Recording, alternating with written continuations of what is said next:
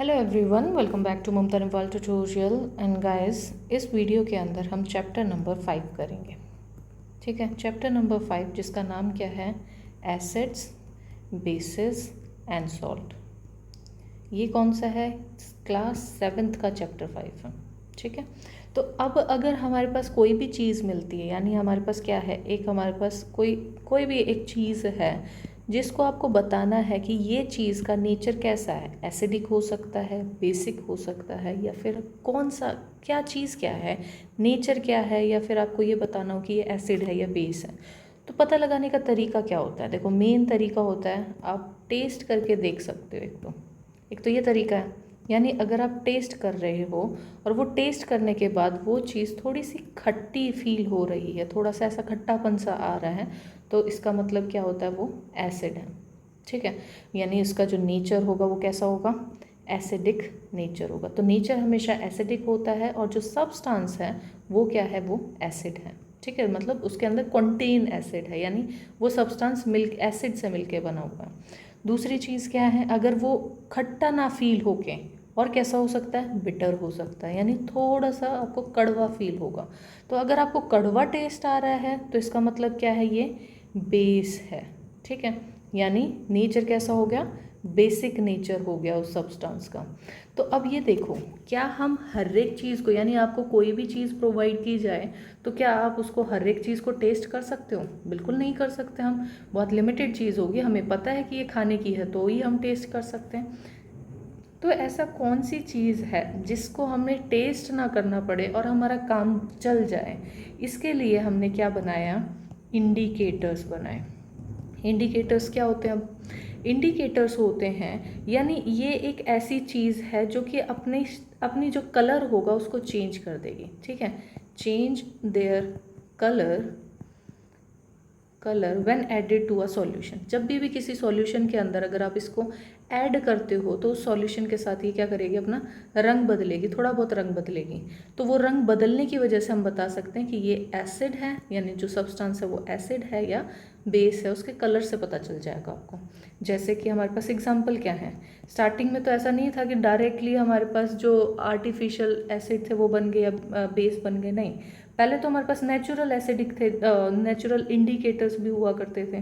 कैसे, जैसे हमारे पास क्या है, टर्मरिक, यानी जो हल्दी होती है, हल्दी क्या है, हमारा एक नेचुरल इंडिकेटर है। और दूसरा क्या हो सकता है हमारे पास, जो चाइना रोज़ होता है, चाइना रोज़ के पेटल्स को अगर लोगे ना तो वो भी इंडिकेटर का काम करते हैं, यानी एसिड बेस वो भी बता सकते हैं। दूसरा और क्या है, जैसे लिटमस है, तो लिटमस भी कहाँ से आता है, प्लांट से ही आता है। यानी ये सारे के सारे हमारे पास क्या है, नेचुरल इंडिकेटर हैं, ये नेचुरली अकरिंग होते हैं। ठीक है, नेचुरली अकर करते हैं ये इंडिकेटर। अब हमारे पास जो इम्पॉर्टेंट चीज़ है, यानी एग्ज़ाम पॉइंट ऑफ व्यू से जो चीज़ इम्पॉर्टेंट है उसके ऊपर मेन फोकस करते हैं। ठीक है, ये आपको थोड़ा सा ये टेबल को याद करना पड़ेगा। ठीक है, ये टेबल अगर आप याद कर लेते हो तो आपका आधा काम हो जाएगा। यानी एसिड का नाम यहाँ पे होगा और जिन जिन चीज़ों में ये पाई जाती है, मेन चीज़ ना हमेशा ये होता है, टीजीटी के जो एग्ज़ाम्स होते हैं, जिस भी एग्ज़ाम के अंदर हमारे पास जो ये लेवल आता है ना, 6 to 10th वाला जो लेवल आता है, उसके अंदर इससे रिलेटेड कई बार क्वेश्चन पूछे जाते हैं। यानी कौन सी एसिड है, जैसे हमारे पास एसिड कौन सी होती है, एसिटिक एसिड है जैसे ये। ठीक है, एसिटिक एसिड का कहाँ पे प्रेजेंट होती है, ये विनेगर के अंदर प्रेजेंट होती है। तो ये आपको पता होना चाहिए, यानी ये चीज़ तो वो है कि जो आपको रटनी है, बिल्कुल अच्छे से याद होनी चाहिए। ठीक है, ये हमारे पास और क्या है, फॉर्मिक एसिड होती है। अब ये फॉर्मिक एसिड कहाँ पे पाई जाती है, जो हमारी एंट होती है ना, यानी चींटी जो होती है, जब वो अगर काट लेती है तो काटने के बाद वो सूज जाता है ना, वो किसकी वजह से होता है, क्योंकि उसके काटने में क्या होता है, फॉर्मिक एसिड प्रेजेंट होता है, जिसकी वजह से वो सारा का सारा प्रॉब्लम करती है। और कौन सा है, जैसे सिट्रिक एसिड होता है। सिट्रिक एसिड किस में होता है, जितने भी हमारे जो सिट्रस फ्रूट होते हैं, यानी जिसमें भी जो फ्रूट आप खा के देखोगे और उस फ्रूट के अंदर थोड़ा खट्टापन सा आता है, जैसे हमारे पास क्या है, ऑरेंज है, ऑरेंजेस होते हैं। ठीक है, और हमारे पास क्या हो सकते हैं, ऑरेंजेस आ जाएंगे, और क्या है, जैसे कि हमारे पास लेमन्स आ जाते हैं। ठीक है, ये सारे के सारे एग्जाम्पल किसके होंगे, सिट्रिक एसिड होता है, क्योंकि ये किस में प्रेजेंट है, सिट्रिक फ्रूट में प्रेजेंट है। और कहाँ पे है, जैसे लैक्टिक एसिड होता है, लैक्टिक एसिड तो आप लोगों ने सबने ही खाया होगा, जैसे कि हमारे पास किस में होता है, कर्ड के अंदर यानी दही के अंदर लैक्टिक एसिड मिलता है। और क्या है, ऑक्सैलिक एसिड होता है। ये सारे के क्या है, नेचर में पाए जाते हैं, ऐसा नहीं है कि हमने खुद से बनाए, नहीं, ये नेचर में अकरिंग वाले जो एसिड्स होते हैं वो हैं। अब ऑक्सैलिक एसिड किस में होता है, जो पालक होती है हमारी, जो स्पिनच है उसके अंदर पाया जाता है। और क्या है, स्कॉर्बिक एसिड। स्कॉर्बिक जो एसिड होता है, यानी इस स्कॉर्बिक एसिड कब लिया जाता है, जब हमें विटामिन सी चाहिए होता है, तो स्कॉर्बिक एसिड से हमें क्या मिलता है, विटामिन सी मिलता है। तो ये कौन से फ्रूट्स होंगे, जैसे हमारे पास क्या होता है, आंवला होता है, या फिर जितने भी हमारे पास जो सिट्रस फ्रूट होते हैं, सिट्रस फ्रूट जो होंगे उन सब के अंदर क्या होता है, विटामिन सी प्रेजेंट होता है। सिट्रस फ्रूट हम पहले से एग्जाम्पल देख चुके हैं, जैसे लेमन है, ऑरेंज है, तो ये हम ले सकते हैं। और हमारे पास क्या होता है, टार्ट्रिक एसिड, टार्ट्रिक एसिड, ठीक है।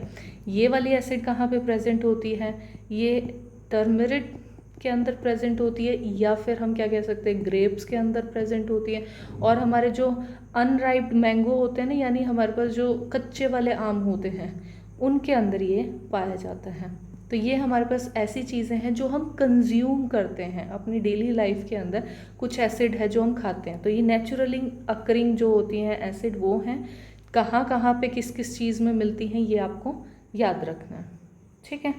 ऐसे ही हमारे पास सिर्फ और सिर्फ एसिड नहीं है, बेस भी है, यानी हमारे पास बेस भी पाए जाते हैं। कौन से बेस हैं, जैसे हमारे पास पहला है कैल्शियम हाइड्रोक्साइड, ठीक है। ये हमारे पास क्या है, ये एक बेस है।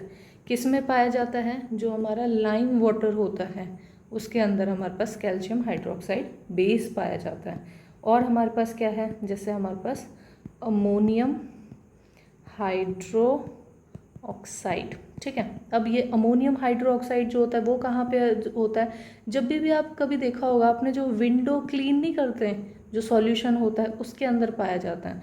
तो विंडो क्लीनर्स वगैरह जो यूज़ करते हैं उनके अंदर क्या होता है, अमोनियम हाइड्रो ऑक्साइड होता है। ये क्या चीज़ है, ये भी बेस है। और क्या है हमारे पास, जैसे एग्जाम्पल है सोडियम हाइड्रो ऑक्साइड, ठीक है, सोडियम हाइड्रो ऑक्साइड। या फिर हम सोडियम की बजाय हम क्या ले सकते हैं, पोटेशियम हाइड्रो ऑक्साइड भी ले सकते हैं। तो ये पोटेशियम हाइड्रो ऑक्साइड भी ले सकते हैं। ये दोनों क्या हैं, बेस ही हैं। किस में पाए जाते हैं, जो भी सोप हम यूज़ करते हैं, क्योंकि सोप हमें पता है बेसिक होता है। क्यों होता है, क्योंकि उसके अंदर हम ये वाले बेस जो होते हैं वो प्रेजेंट होते हैं। और हमारे पास क्या है, जैसे magnesium, magnesium hydroxide, magnesium hydro oxide. तो अब ये मैग्नीशियम हाइड्रो ऑक्साइड कहाँ पे, पिछली बार इसके ऊपर क्वेश्चन आया था टीजीटी नेचुरल साइंस के अंदर कि मैग्नीशियम हाइड्रो ऑक्साइड किसके अंदर पाया जाता है, तो वो किस में पाया जाता है, मिल्क ऑफ मैग्नीशिया, ठीक है।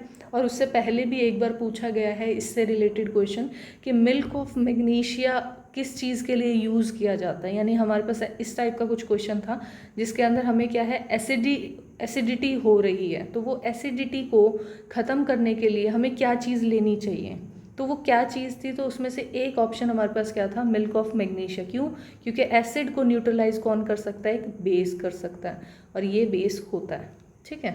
तो इस टाइप से ही क्वेश्चंस हमारे आते हैं इस चैप्टर से रिलेटेड। अब देखते हैं हम कुछ हमारे पास जो नेचुरल इंडिकेटर्स होते हैं वो क्या हैं। तो अब हम पहले तो हमने एसिड देख लिया, बेस देख लिया, तो नेचुरल इंडिकेटर्स हमारे आसपास जो पाए जाते हैं, तो सबसे पहला नेचुरल इंडिकेटर, सबसे अच्छा एग्जांपल कौन सा होता है, हमारे पास जो लिटमस है, ठीक है। लिटमस तो हम नॉर्मल भी लिटमस पेपर को लैब्स वगैरह में यूज़ करते ही हैं। तो ये क्या है, एक नेचुरल डाई होती है। लिटमस क्या है, एक नेचुरल डाई है। अब ये आया कहाँ से है, कहाँ से आया है, ये लिचिन से। तो लिचिन जो होते हैं वहाँ से हम लिटमस को एक्सट्रैक्ट करते हैं। इसका कलर कैसा होता है, इसका पर्पल कलर होता है। जब भी आप इसको डिज़ोल्व करोगे डिस्टिल वाटर के अंदर, तो ये कैसा देगा, एक पर्पल कलर का वाटर जो होगा वो बना देगा उसको। लेकिन अब ये बताता कैसे, इंडिकेटर का तो काम होता है इंडिकेट करना, यानी ये बताएगा कि सॉल्यूशन जो होगा वो एसिडिक है या बेसिक है। तो कैसे पता चलेगा, यानी ये पर्पल से, अगर ये पर्पल से एसिडिक हुआ तो कैसा हो जाएगा, रेड कलर आ जाएगा, ठीक है। अगर बेसिक होगा तो कैसा आएगा, ब्लू कलर आ जाएगा। यानी सॉल्यूशन अगर ब्लू हो जाता है या रेड हो जाता है, रेड हुआ तो मतलब वो एसिडिक है, ब्लू हो गया तो मतलब वो बेसिक है। इसीलिए ये इंडिकेटर है, यानी ये इंडिकेट करके बता रहा है कि क्या चीज़ है वहाँ पे, ठीक है। ये किस किस चीज़ में पाया जाता है, ये सॉल्यूशन के अंदर भी लिटमस पाया जाता है, ठीक है। लिटमस का सॉल्यूशन भी आता है, साथ में इसमें पेपर स्ट्रिप भी आती हैं, जो हम मोस्टली जो लैब्स वगैरह होती हैं हमारी, उनके अंदर पेपर स्ट्रिप्स ज़्यादा यूज़ की जाती हैं, ठीक है। तो उसमें दोनों में ये पाया जाता है। नॉर्मली जो हमारे पास लिटमस पेपर होता है वो या तो रेड कलर का होता है या फिर ब्लू कलर का पेपर होता है, जिसको हम टेस्ट करने के लिए यूज़ करते हैं कि ये सॉल्यूशन जो है वो एसिडिक है या बेसिक है, ठीक है। इतना समझ में आ गया आप लोगों को। अगर ऐसा कुछ हो कि बाई चांस ये हमने एक बीकर लिया, इसके अंदर हमने कुछ सॉल्यूशन डाला और आपने ऊपर से इसमें लिटमस पेपर भी डाल दिया, ठीक है।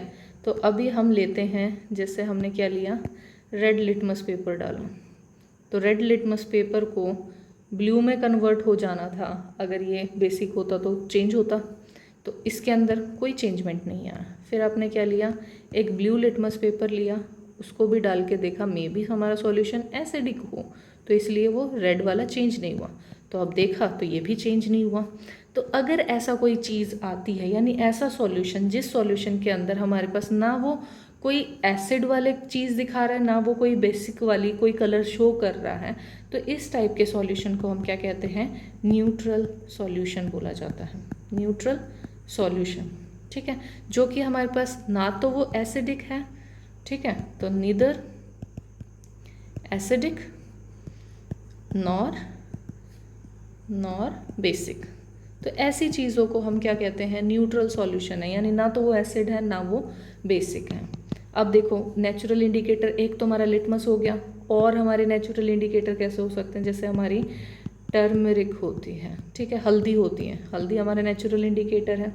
ये क्या करती है, ये रेड कलर का दिखाएगी, रेड कलर दिखाती है जब भी ये कांटेक्ट में आएगी, किसके, सोप के। तो अगर आपके बाई चांस किसी क्लॉथ के ऊपर, यानी ये आपके कोई क्लॉथ है जिसके ऊपर ना खाना गिर गया, सब्जी गिर गई, और सब्जी में क्या थी, हल्दी थी, तो उसका जो निशान होगा वो आपका येलो येलो सा निशान हो गया होगा। जैसे ही आप उस पर साबुन लगाओगे तो वो निशान जो होगा, जो येलो कलर का जो निशान पहले आपको यहाँ पे येलो कलर का जो निशान दिख रहा था, वो कैसा हो जाएगा, अब रेड के अंदर बदल जाएगा। कैसा हो जाएगा, रेड कलर का हो जाएगा। तो ये रेड कलर होने का क्या मतलब था, यानी वो दिखा रहा है कि जो हमारा सोप है वो क्या है, बेसिक नेचर का है। तो टर्मरिक ने भी इंडिकेट किया कि वो एसिड है या बेस है, वो बताने के लिए। और हमारे पास इसके अलावा क्या होता है, जैसे हमने बात की थी चाइना रोज़ की, तो चाइना रोज़ के जो पेटल्स होते हैं ना, वो भी हमारे पास एज अ इंडिकेटर काम करते हैं, नेचुरल इंडिकेटर होते हैं। तो सबसे पहले आप क्या करो, कुछ पेटल्स को कलेक्ट कर लो, ठीक है। अब हमने क्या किया ना, इसको एक बीकर के अंदर डालना है। जैसे ही हमने इसको बीकर के अंदर डाला, तो बीकर के डाल के छोड़ दो उसको, काफ़ी थोड़े टाइम के लिए छोड़ दो, और उसके अंदर क्या कर दो, थोड़ा वार्म वाटर और डाल दो, वार्म वाटर और हमने ऐड कर दिया, थोड़ा टाइम के लिए छोड़ दिया। थोड़े टाइम के बाद आप देखोगे कि जो आपका सॉल्यूशन होगा उसके अंदर क्या होगा, एक कलर आ जाएगा, ठीक है। तो अब ये जो वाटर होगा ये कैसा हो गया, कलर्ड हो गया। ये हमारे पास मेन काम करेगा इंडिकेटर का, यानी अब ये जो कलर होगा ये क्या है, एज अ इंडिकेटर हमारे पास काम कर रहा है। इंडिकेटर का मतलब क्या है, एसिड बेस बताएगा। तो हमारे पास कैसे दिखाएगा, यानी अगर इस सॉल्यूशन के अंदर, इस सॉल्यूशन के अंदर हम कुछ भी डालते हैं, जैसे हमने क्या डाला है, अगर एसिड, कोई भी एसिड का कोई सब्सटेंस अगर हम डाल रहे हैं, तो ये जो सॉल्यूशन होगा इसका कलर चेंज होगा। कैसा कलर चेंज होगा, वो होगा dark pink. Dark pink colour का अगर सॉल्यूशन हो जाता है तो इसका क्या मतलब है, यानी डार्क पिंक कैसा होता है, जैसे मजेंटा होता है, तो मजेंटा कलर अगर आ रहा है, दिखा रहा है, तो यानी वो एसिड है, सॉल्यूशन जो है वो एसिड है। दूसरा क्या है, अगर हम इंडिकेटर यही वाला जो सॉल्यूशन है, इसको अगर हम किसी बेसिक चीज़ के अंदर डालते हैं, यानी इस सॉल्यूशन के अंदर अब हमने क्या डाला है, कोई बेसिक सॉल्यूशन डाला है, तो अब हमारे पास जो सॉल्यूशन होगा वो कैसा होगा, ग्रीन कलर का दिखेगा। तो अगर ग्रीन कलर दिख रहा है तो वो बेस है, अगर रेड कलर मजेंटा कलर अगर दिखा रहा है तो वो क्या है, एसिड है। किसके केस के अंदर, जब हम बात कर रहे हैं चाइना रोज़ की। तो ये तीन ऐसे होते हैं जो हमारे नेचुरल इंडिकेटर पाए जाते हैं हमारे सराउंडिंग में। अब इसके अलावा भी हमारे पास कई सारे टॉपिक बचते हैं। देखो जैसे हमारे पास क्या आता है, एसिड रेन। तो हमारे पास ऐसा नहीं होता, एसिड रेन का ये मतलब नहीं है कि हमारे पास जो बादल हैं डायरेक्टली उसके अंदर क्या है, एसिड बनना स्टार्ट हो गया और फिर हमारे पास जो ड्रॉप्स आ रही हैं वो एसिड की हैं।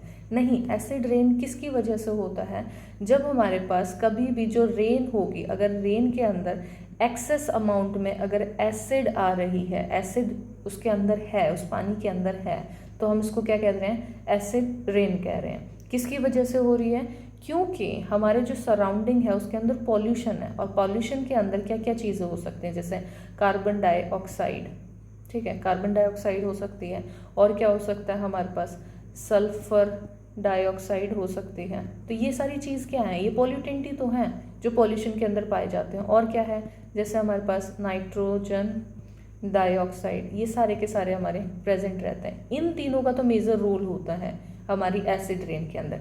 यानी ये तीनों के तीनों कहाँ मिलते, कहाँ से, रिलीज कहाँ से हुए हैं, एयर पॉल्यूशन से। जैसे हमारे जो व्हीकल्स वगैरह होते हैं उनमें से जो धुआं निकलता है तो उसकी वजह से पॉल्यूशन होता है, और पॉल्यूशन के अंदर क्या क्या चीज़ होती हैं, ये तीनों चीज़ें प्रेजेंट होती हैं मेजर अमाउंट में, और भी बाकी बहुत सारी चीज़ होती हैं। लेकिन जब ये ड्रॉप्स के कांटेक्ट में आते हैं, यानी रेन ड्रॉप्स के कांटेक्ट में आते हैं, तो ये क्या होता है, कार्बन डाइऑक्साइड जो होता है वो कैसे बन जाती है, कार्बोनिक एसिड बन जाती हैं।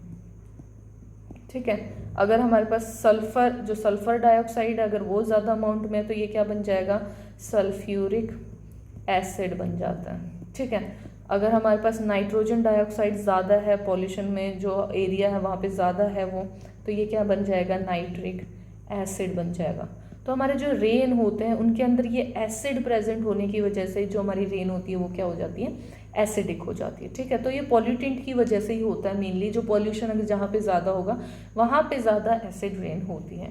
जो एसिड रेंज होती है जो रेन होती है वो क्या करती है, डैमेज करती है किस किस को, जैसे हमारी बिल्डिंग होती हैं, कोई भी हमारे पास हिस्टोरिकल मॉन्यूमेंट्स होते हैं। जैसे पिछली बार आ रहा था एक कि ताजमहल के ऊपर भी, हमारे ताजमहल पे भी निशान पड़ने लग गए। क्यों, क्योंकि हमारे में पॉल्यूशन इतना ज़्यादा है कि उन एरियाज़ के अंदर भी हमारे पास ये ताजमहल के ऊपर भी जैसे एसिड रेन ज़्यादा गिर रही है तो उसके जो पत्थर है, जिस पत्थर से वो बना हुआ है, वो पत्थर क्या होगा, डैमेज हो रहा है। साथ साथ में हमारे पास क्या है, प्लांट्स जो होते हैं वो भी डैमेज होते हैं, क्योंकि हमारी जो सॉइल होती है उसके अंदर एसिड चली जाती है, और उसी सॉइल को जो हमारे प्लांट्स होते हैं वहीं से वो क्या लेते हैं, न्यूट्रिशन सारा का सारा एब्जॉर्ब करते हैं, तो उनके ऊपर भी दिक्कत है।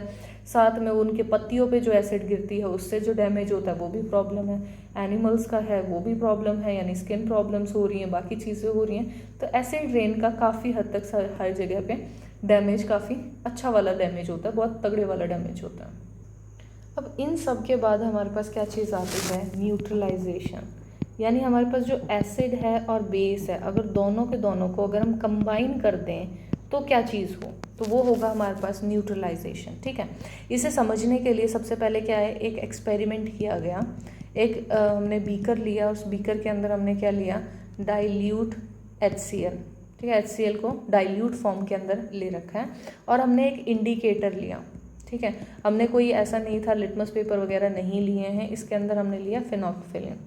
तो ये वाला जो इंडिकेटर होगा ये काफ़ी अच्छा वाला इंडिकेटर होता है, जिससे हमारे पास क्लियरली पता चल जाए कि क्या हम दिखाना चाह रहे हैं। यानी न्यूट्रलाइजेशन जो प्रोसेस है वो इसमें क्लियरली आपको दिखेगा। कैसे दिख सकता है, देखो अगर हम 2 से 3 ड्रॉप जो हमारे पास जो इंडिकेटर है, यानी जो हमारे पास ये हमारे पास सॉल्यूशन है, इसकी 2 से 3 ड्रॉप हम किस में डाल रहे हैं, ये वाले जो डाइल्यूट HCl वाला है ना, यानी एसिड वाला जो सॉल्यूशन है उसके अंदर हमने कुछ ड्रॉप्स 2 से 3 ड्रॉप्स हमने क्या ली, इंडिकेटर की इसके अंदर डाल दी। अब हमने क्या करना है, उस सॉल्यूशन को रखना है, उसके अंदर क्या है, इंडिकेटर की कुछ ड्रॉप्स हैं, और बाकी हमारे पास क्या है, डाइल्यूट HCl। अब इसके अंदर हमें क्या डालना है, हाइड्रोक्साइड यानी सोडियम हाइड्रोक्साइड को हम क्या करेंगे, इसके अंदर डालेंगे। जैसे ही हम सोडियम हाइड्रोक्साइड को डालेंगे, इसमें कोई अलग से डिफरेंस नहीं आएगा, थोड़ा टाइम आप डालते रहोगे, ड्रॉप बाय ड्रॉप आप डालते रहो और इसको हिलाते रहो, मिक्स करते रहो, तो एक बार ऐसा टाइम आएगा कि कोई कलर आपको इसके अंदर नज़र आना स्टार्ट हो जाएगा। ठीक है, जैसे ही वो नज़र आना स्टार्ट हो जाए, अब आप क्या करो, उसके अंदर HCl यानी कुछ ड्रॉप या एक ड्रॉप भी डाइल्यूट HCl की डाल दो उसके अंदर। दोबारा से अब क्या होगा, जैसे ही आपने वो ड्रॉप डाली सॉल्यूशन जो होगा वो क्या हो गया, कलरलेस हो गया। तो ये क्या दिखा रहा है, यानी हमें कैसे समझ में आएगा, पहले तो हमारे पास क्या है, डाइल्यूट HCl ही लिया था, फिर हमने इंडिकेटर डाल दिया, साथ में हम क्या कर रहे थे, सोडियम हाइड्रोक्साइड डाल रहे थे। अब सोडियम हाइड्रोक्साइड क्या है, ये बेस है, ये क्या है हमारे पास, एसिड है। इंडिकेटर कैसे इंडिकेट कर रहा है, ये कैसे बता रहा है, तो जब भी आप फिनोक्सिलिन को लो तो वो अगर पिंक कलर दिखा रहा है, सॉल्यूशन जो होगा पिंक कलर का दिखा रहा है। पिंक कलर कब दिखाया था, जब हम डाइल्यूट HCl के अंदर हम ये डाले जा रहे थे, हमारे पास क्या बन गया था, एसिड बन गया था। तो जैसे ही अगर एसिड बनेगा तो हमारे पास कैसा कलर होगा, मतलब एसिड के अंदर हमारे पास कोई कलर नहीं होता, पिंक कलर होता है हमारा बेस के अंदर। यानी अगर सॉल्यूशन बेसिक बन गया, हम ज़्यादा से ज़्यादा हमने क्या किया, सोडियम हाइड्रोक्साइड उसमें ड्रॉप बाय ड्रॉप डाले जा रहे थे, और जो हमारा एसिड था वो क्या हुआ, घटता जा रहा था। एसिड घटता जा रहा है और हमारा बेस बढ़ता जा रहा है। तो बेस बढ़ने की वजह से हमें कैसा दिखा था, एक कलर दिखा था यहाँ पे, जो ये पिंक कलर इसमें नज़र आया था। अब पिंक कलर क्या है, बेसिक बेस दिखा रहा था। अब हमने उसके अंदर क्या किया, थोड़ा सा HCl डाल दिया, यानी एसिड अब हमने फिर से इंट्रोड्यूस कर दी। जैसे ही एसिड डाली तो सॉल्यूशन क्या हो गया, कलरलेस हो गया। तो ये क्या दिखाता है, यानी अगर हमारे पास सॉल्यूशन कलरलेस है तो मतलब क्या है, वो हमारे पास एसिडिक है। अगर हमारे पास सॉल्यूशन के अंदर कोई कलर आ रहा है, पिंक कलर वो दिखा रहा है, तो वो क्या है, सॉल्यूशन हमारा बेसिक है। तो इस हिसाब से हमारे पास जो फिनोल्फिलीन होता है वो काम करता है इंडिकेटर। इससे हमें प्रूफ क्या हुआ, यानी अगर हमारे पास एक एसिडिक सॉल्यूशन को, यानी किसी भी एसिडिक सॉल्यूशन को अगर हम मिक्स करते हैं किसी भी बेसिक सॉल्यूशन से, तो वो क्या करेगा, वो दोनों सॉल्यूशन मिलके क्या चीज़ बनाएंगे, एक न्यूट्रलाइज इफेक्ट डालेंगे। ठीक है, तो यानी दोनों के दोनों हमारे पास अगर दोनों बराबर हैं, मेन चीज़ ये है दोनों बराबर होनी चाहिए। यानी अगर हमारे पास स्ट्रॉन्ग एसिड है तो बेस भी हमें स्ट्रॉन्ग लेना है, अगर वीक एसिड ले रहे हो तो बेस भी वीक लो। तो यानी अगर इक्वल क्वांटिटी में इक्वल मतलब इफेक्ट वाला अगर हम दोनों सॉल्यूशन ले रहे हैं तो वो क्या होगा, दोनों के दोनों न्यूट्रलाइज हो जाएंगे, कोई भी आपको अलग से ना एसिड मिलेगा ना बेस मिलेगा। ठीक है, जब भी हमारे पास न्यूट्रलाइजेशन एक्टिविटी होती है तो हीट जो होती है वो हमेशा प्रोड्यूस होती है, ये इंपॉर्टेंट चीज़ है। यानी जब भी न्यूट्रलाइजेशन फंक्शन होगा तो एक तो हीट निकलेगी, दूसरा क्या होता है हमारे पास सॉल्ट फॉर्मेशन आता है। तो हमेशा एसिड और बेस, जब भी एसिड बेस कंबाइन होंगे तो हमारे पास क्या बनेगा, सॉल्ट बनेगा, जिसको हम न्यूट्रल बोले जा रहे हैं। ठीक है, अब इसका अगर हम एग्जांपल देखें तो हमारे पास देखो, अभी हमने याद क्या किया है, एसिड प्लस बेस। अगर हम एसिड प्लस बेस अगर करते हैं तो हमारे पास क्या निकलेगा, सॉल्ट बनेगा, वाटर बनेगा, और कुछ हीट जो होगी वो निकल जाएगी। ठीक है, अब देखो एसिड कौन से हो सकते हैं, जैसे हमने क्या लिया, HCl ले लिया, तो ये क्या है, हाइड्रोक्लोरिक एसिड, हाइड्रोक्लोरिक एसिड लिया। दूसरा हमें क्या है, बेस, फिर अब हम उसी हिसाब से बेस भी लेंगे, हम कौन सा लेंगे, सोडियम हाइड्रोक्साइड। यानी ये चीज़ याद रखो गाइस कि कौन सा ले रहे हो आप, स्ट्रॉन्ग एसिड ले रहे हो तो बेस भी आपको स्ट्रॉन्ग लेना है। ठीक है, सोडियम हाइड्रोक्साइड हमने ले लिया। अब क्या होगा, इससे हमारे पास क्या होगा, NaCl बनेगा, यानी सोडियम क्लोराइड बनेगा। सोडियम क्लोराइड क्या है, ये हमारे पास सॉल्ट है, ये क्या है, सॉल्ट है, साथ में क्या बनेगा, कुछ वाटर बनेगा, H2O।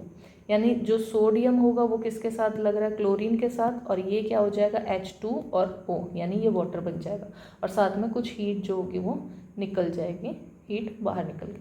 तो ये इस टाइप के हमारे पास इसका रिएक्शन होता है, जब भी एसिड और बेस मिक्स होता है तो न्यूट्रलाइजेशन एक्टिविटी होगी, और कैसे होगी, वो ऐसे बनेगी। अब देखो, ये जो हमने न्यूट्रलाइजेशन देख तो लिया, तो क्या ये हमें सही में काम आता है, तो कब हम ये कह सकते हैं कि जो न्यूट्रलाइजेशन एक्टिविटी होती है अगर हम डेली लाइफ में देखें तो क्या ये पॉसिबल है, बिल्कुल पॉसिबल है। सबसे पहला एग्जांपल है उसका, इनडाइजेशन। जब भी डाइजेशन नहीं होता, प्रॉपरली डाइजेशन नहीं होता, तो हमें क्या होता है, एसिडिटी फील होती है। वो एसिडिटी किसकी वजह से होती है, क्योंकि हमारा जो स्टमक है उसके अंदर क्या हुआ, बहुत सारी एसिड, स्टमक है उसके अंदर क्या हुआ, बहुत सारी एसिड रिलीज होना स्टार्ट हो गई। एसिड का काम क्या होता है, हमारे जो फूड होता है उसको डाइजेस्ट करवाने में हेल्प करती है। ठीक है, मेनली ऐसा नहीं होता कि एसिड का मेन काम यही होता है फूड डाइजेशन का, नहीं। एसिड का काम होता है कि जो सॉल्यूशन है, सॉरी गाइस, लेट्स कंटिन्यू। देखो अब क्या है हमारे पास, जो एसिड था, एसिड का मेन काम क्या होता है, उस सॉल्यूशन को एसिडिक बना देना, जिसकी वजह से जो एंजाइम्स उसके अंदर हम यूज़ करेंगे वो एंजाइम्स वो एक्टिविटी कर सके, क्योंकि एंजाइम्स के लिए क्या होता है, एक इन्वायरमेंट देना ज़रूरी होता है। तो इसीलिए हमारे पास क्या है, एसिडिक इन्वायरमेंट देना ज़रूरी होता है, इसीलिए HCl जो होता है हमारे स्टमक के अंदर रिलीज़ किया जाता है। लेकिन कई बार क्या होता है, हमारे प्रॉपर डाइजेशन नहीं होता, इतनी ज़्यादा एसिड रिलीज़ हो जाती है, यानी हाई क्वांटिटी में रिलीज़ हो जाती है। अब ये क्या करेगी, इसकी वजह से हमें क्या होती है, एसिडिटी, या फिर इसको हम क्या कहते हैं, इंडाइजेशन बोलते हैं।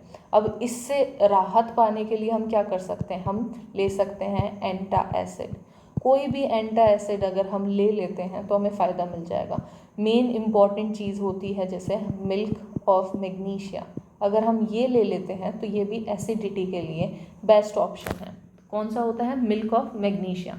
इसके अंदर ऐसा क्या पाया जाता है, वो होता है हमारे पास मैग्नीशियम हाइड्रोक्साइड। तो जैसे हमने पहले भी पढ़ा था इसको ऊपर वाली टेबल के अंदर, तो हमारे पास क्या है, मैग्नीशियम हाइड्रोक्साइड क्या है, बेस है। तो बेस जब भी किसी एसिड के साथ अगर कांटेक्ट करेगा तो ये दोनों मिलके क्या हो जाएंगे, न्यूट्रल हो जाएंगे। तो पूरा का पूरा हमारे पास जो सॉल्यूशन होगा वो क्या होगा, न्यूट्रलाइज हो जाएगा और हमें रिलीफ मिल जाएगा, जो कि जिसकी वजह से हमें प्रॉब्लम हो रही थी, एसिडिटी हो रही थी। ठीक है। और हमारे पास कहाँ पे हो सकता है, जैसे अगर एक एंट होती है, ठीक है, एंट ने अगर बाइट कर लिया तो एंट की बाइट के अंदर भी एसिड था, हमने अभी पढ़ा है। अब ये एसिडिक तो होता है, यानी देखो फॉर्मिक एसिड जो होगा वो रिलीज़ कर रही है, वो फॉर्मिक एसिड हमारी स्किन के ऊपर उसने रिलीज़ कर दिया जैसे ही किसी चींटी ने आपको काटा। तो अब ये रिलीज़ होने की वजह से अब क्या है, इससे हमें छुटकारा मिलना है, यानी अब वो जो प्रॉब्लम कर रही है ना, उस प्रॉब्लम को, यानी इरिटेशन करेगी, वो जलन मचाएगी, उस जलन को अगर बचना है उससे, तो आप क्या कर सकते हो, कुछ आप जैसे बेकिंग सोडा होता है उसकी रबिंग कर सकते हो। ठीक है, किसकी, बेकिंग सोडा की कर सकते हो। यानी हमें क्या है, एसिड है, एसिड को न्यूट्रलाइज हम किससे करेंगे, बेस के साथ। तो हमारे पास जो सोडा होता है वो प्रेजेंट होता ही है, बेकिंग सोडा घर में, वो उससे कर लो। या फिर हम क्या कर सकते हैं, कैलामाइन जो सॉल्यूशन होता है उसको भी रब कर सकते हैं, अगर वो रब कर लो तो भी हमारे पास क्या होता है, जो सॉल्यूशन होगा वो न्यूट्रलाइज हो जाएगा। अब कैलामाइन सॉल्यूशन के अंदर ऐसा क्या प्रेजेंट होता है, वो होता है जिंक कार्बोनेट, जो कि क्या है, एक बेस है, जिंक कार्बोनेट प्रेजेंट होता है। और बेस जब भी एसिड के साथ कांटेक्ट में आएगा तो वो न्यूट्रलाइज कर लेगा, तो ऐसे हमें रिलीफ मिल जाता है इससे। और इनके अलावा हम कहाँ कहाँ पे यूज़ कर सकते हैं, जैसे हमारे पास जो सॉइल होती है, सॉइल के ट्रीटमेंट के अंदर भी हम यूज़ कर सकते हैं, जो न्यूट्रलाइजेशन हमारा प्रोसेस है उसको। कैसे, जैसे अगर हम बहुत ज़्यादा एक्सेस में केमिकल जो फर्टिलाइज़र्स होते हैं अगर वो यूज़ करते हैं अपने खेतों के अंदर, तो वो क्या चीज़ होगी, जो केमिकल फर्टिलाइज़र्स होंगे ये सॉइल को एसिडिक बना देंगे। ठीक है, अब हमारा सॉइल क्या हो गया, एसिडिक हो गया। इतना एसिडिक, यानी कोई भी चीज़ अगर बहुत ज़्यादा है, टू एसिडिक अगर हो जाएगा तो भी हमारा जो प्लांट होगा वो ग्रो नहीं करेगा। अगर वो टू बेसिक भी हो जाएगा, यानी सब बहुत ज़्यादा बेसिक हो गया, तो भी हमारा जो प्लांट होगा वो ग्रो नहीं करेगा। तो हमें सॉल्यूशन जो होगा वो इजी, मतलब जो हमारी जो सॉइल होगी वो सॉइल हमें कैसी चाहिए, न्यूट्रल सॉइल चाहिए, ना ज़्यादा एसिडिक ना ज़्यादा बेसिक, ऐसी चाहिए। यानी हल्का फुल्का ऐसा होता है कि अगर थोड़ी सी एसिडिक भी है हमारी तो कुछ प्लांट्स हैं वो जो वहाँ पे उग सकते हैं, लेकिन अगर हद से ज़्यादा एसिडिक है तो नहीं उगेंगे, अगर हद से ज़्यादा बेसिक है तो भी नहीं उगेंगे। ठीक है, अगर हमारे पास एक सॉइल है और वो सॉइल बहुत ज़्यादा एसिडिक है तो हम क्या करें, अगर हमारे पास सॉइल है उसमें हमने बहुत सारे केमिकल्स यूज़ किए हुए हैं, उसमें पेस्टिसाइड्स वगैरह यूज़ कर रखे हैं, फर्टिलाइज़र यूज़ कर रखे हैं, जिससे हमारा जो सॉइल है वो एसिडिक बन गया। अब उसको ट्रीट करने का सॉल्यूशन का काम होता है इसमें कि हम क्विकलाइम, जो क्विकलाइम होता है उसका जो पानी है उसका छिड़काव करते हैं इसके अंदर। ठीक है, क्विकलाइम के अंदर क्या होता है, हमारे पास कैल्शियम ऑक्साइड प्रेजेंट होता है, जो कि क्या है, एक बेस है, तो एसिड को क्या करेगा, वो न्यूट्रलाइज कर लेगा। ठीक है, और हमारे पास क्या होता है, स्लेग्ड लाइम जो होता है वो भी प्रेजेंट होता है, ये भी क्या है, बेस है, यानी इसके अंदर क्या होता है, हमारे पास कैल्शियम हाइड्रोक्साइड प्रेजेंट होता है। अब कैल्शियम हाइड्रोक्साइड का भी काम यही है, न्यूट्रलाइज करना, यानी एसिड होगा वो बेस के साथ मिक्स होकर न्यूट्रलाइज कर देगा सॉइल को। अब हमारे पास जो सॉइल है अगर बहुत ज़्यादा बेसिक है तो क्या करें, अगर बेसिक है तो हमें क्या डालना पड़ेगा, कुछ एसिडिक चीज़ डालनी पड़ेगी। तो एसिडिक ऐसा तो नहीं हम डायरेक्टली एसिड डाल दें, तो उसके लिए हम क्या करते हैं, ऑर्गेनिक मैटर का जो कंपोस्ट होता है यानी खाद जो होता है ऑर्गेनिक मैटर का, वो हम सॉइल के ऊपर डाल देते हैं। जैसे ही हमने डाला तो ये क्या करेगा, जो ऑर्गेनिक मैटर हो कंपोस्ट होता है, जो मैटर है वो क्या करेगा, एसिड को रिलीज़ करता है। और यही जो एसिड होती है ये क्या करेगी, हमारे जो बेस है उसके साथ रिएक्शन करेगी और इसको न्यूट्रल कर देगी।